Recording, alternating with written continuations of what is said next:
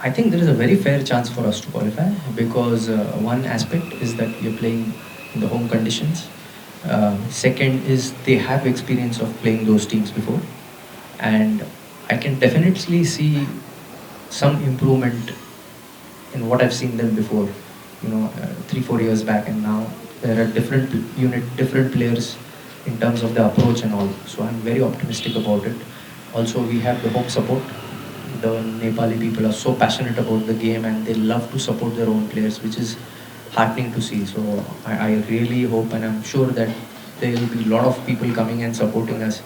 The other thing I want to mention is that the Cricket Association of Nepal has done a wonderful job. They have created an environment where people and the players and the support staff have have how do I say, the freedom to do what is right and what is required. So that support, I can tell you as a coach, is very important from the management to take courageous calls, to take the right calls, what is to be done. So I really appreciate that support. In terms of giving beautiful pitches, today's pitch you would have seen. It went to a super over. What a welcome for me. The first match I give and I see a super over there, and it's a competitive game. So credit to them. And so overall, I find it very optimistic. Definitely, I can guarantee you guys that me as a coach and my team definitely will go there to win the tournament. Rest is, it's up to the results, but our intention is to win. So what difference do you find about the conditions, because you were grown up in Maharashtra, you played some matches as well, and you went to Thailand, served there for so long time, and I hope you have found something about the conditions of Nepalese pitches here. What differences do you find?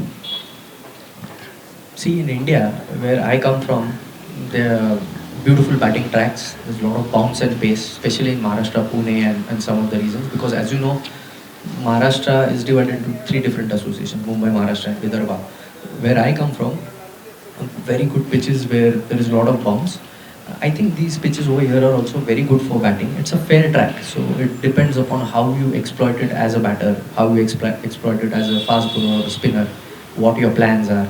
So conditions are good, nothing to complain about. It's just different, and that's the beauty of cricket. Like because there are so many different conditions. That is why we wake up every day excited to see a match in Australia or England. Because if it was just same, I don't think so people would be so interested to watch the game or play the game. So that's the beauty of the game, that you have different conditions and you understand how to win in those conditions. So conditions are very good. I like the outfields; they're pretty fast, very good for good cricket. I would say whoever plays good cricket, they will get value from these conditions. That's what I see. How do you see our team as a fielding and batting unit? Because for the last 3-4 years, we have been putting flat for our fielding and batting mostly. So how do you find our team in terms of fielding and batting department? Let me talk about the batting first. What I saw today was fantastic intent. We all know that in any kind of format, right from the red ball, Test cricket, or even T20, intent is very important. Intent of scoring runs, intent of bowling dot balls and taking wickets. I can see that from these girls. The intent is very nice. They want to hit the ball, they want to hit it in the gaps, and they're looking for runs. That's very heartening, and that's a great start for me as a coach. In terms of fielding, I would say, see, every team has some upsides in some departments and some scope of working in some departments. So we will definitely work on the fielding aspect, but I think we will work more on the tactical aspect of fielding. Obviously, we'll be doing some drills and everything, so that's the muscle memory where you are doing a lot of practices and all. But more important is the application of fielding in a match. That is what we are going to work. And I'm very optimistic with the open mind these girls have. I'm sure they'll pick up. And sometimes some departments take a little more time to improve. So we'll see how it goes. Yeah. What made you come to Nepal? As I said, when I started high performance in women's cricket, so like in terms of national, international teams, we played quite a few matches against Nepal when I was the coach, and also when I was doing men's cricket in Thailand, I used to keenly observe women's cricket. What I found was there was tremendous potential in terms of the attitude they play, the way they approach the game. and I've always been excited about coaching, passionate teams who really want to do well. That was one big factor, and by God's grace, there was an opportunity, and I'm thankful to the association that they gave me this opportunity. It's the passion what I thought. Coach, we hope that you are here for some time, for good. I hope to.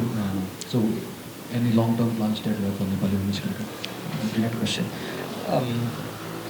We all know cricket is a late maturing sport generally. If you think about a long-term athlete development planning in terms of an athlete development as well as a team development, it takes time because cricket is not a easy game. There are so many variables, as we know.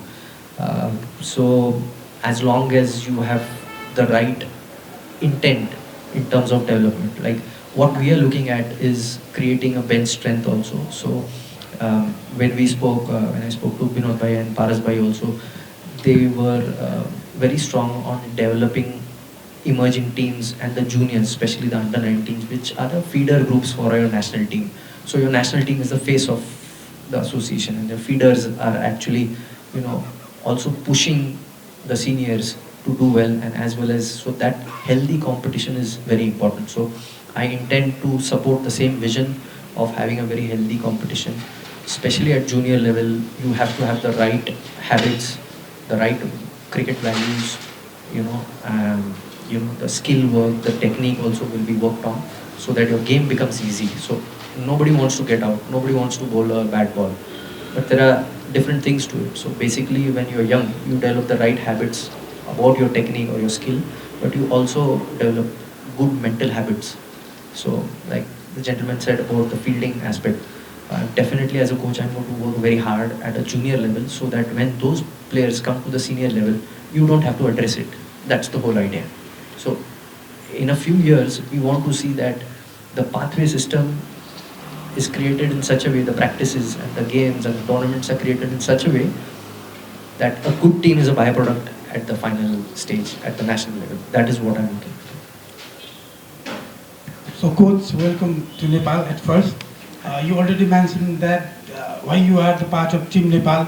You also elaborate about the potential of Team Nepal. My question is, before global qualifier, what are the areas we need to work seriously for the better result? So you want to know first the specific thing for the qualifiers? I believe it's something to do little with all departments, but it's pretty heartening to see the way we are batting. So the intent part is there. It would be a lot of planning, the game plans. The other thing is the game awareness. We are trying to develop that, and I know it doesn't come overnight, but we are at least in that direction now. And obviously we will become more proficient in that. For the global qualifiers, I think it's not the end of the world. Obviously it's an important tournament and we want to win it. That is the intent. But it's not the end of the world. As long as we have good plans, because tactics and plans are totally controllables. One of the controllables in cricket is your own tactics and your plans. As long as we are trying to implement that and getting 70-80% results in that, I think the qualification will be a byproduct.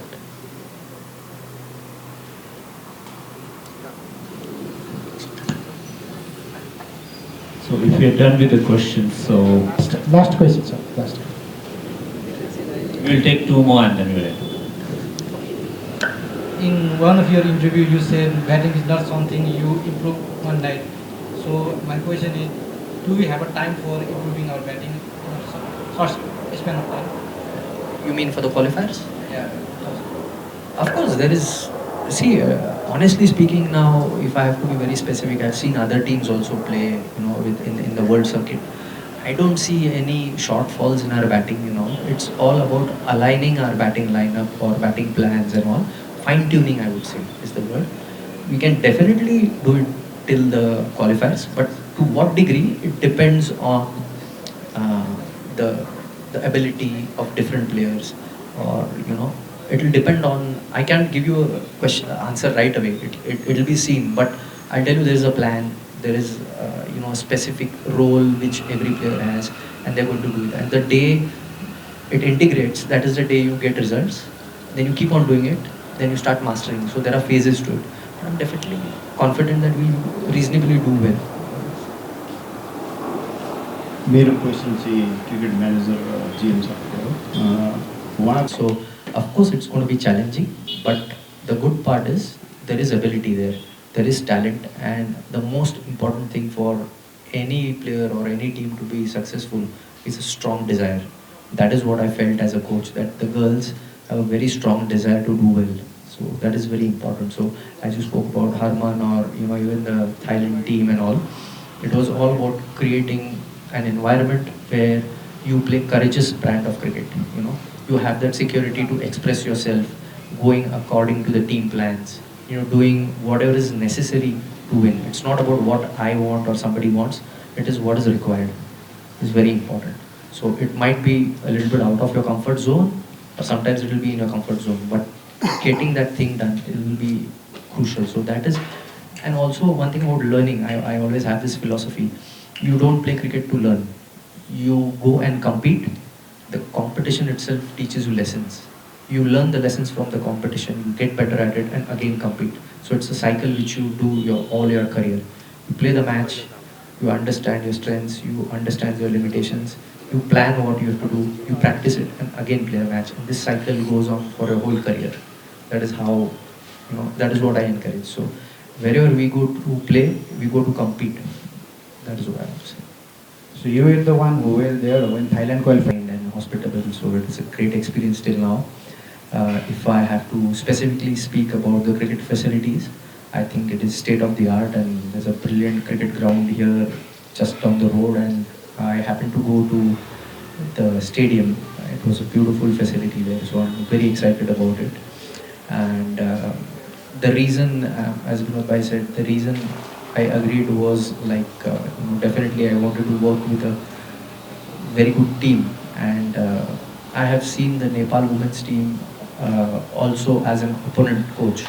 So I've always known the potential, what they had, their strengths, their limitations, and I always thought that they were so passionate. And as a coach, I can tell you that when you're coaching passionate people who have a lot of passion for the game, this is a different kind of satisfaction you get. So that was one big reason. And obviously the qualifiers coming up is a great boost for the women players also, to showcase their talent and prove themselves. So up till now the journey has been fantastic. I was fortunate to be a part of the Thailand team which qualified for the World Cup. So I would say I have a little bit of experience about that. So how the opponents operate and what is required for this kind of tournament. So that definitely is going to help.